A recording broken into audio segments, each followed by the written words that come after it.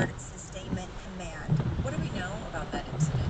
Yeah, so this is what happened, and Secretary of War Pete Hegseth says this is one of those things that he describes as a squirter missile, meaning that this missile was the one that was able to get through the air defense, whereas the air defense blocked everything else. He said that the missile hit a tactical operations center that was fortified, but there was just that one projectile that made it through, and that was the one that killed the 6 soldiers.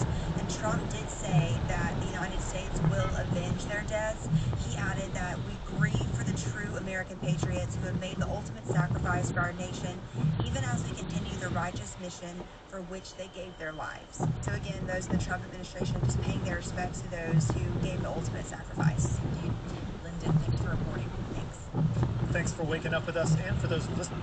Ryan Reynolds here from Mint Mobile. Message for everyone paying big wireless way too much. Please, everything good in this world will stop.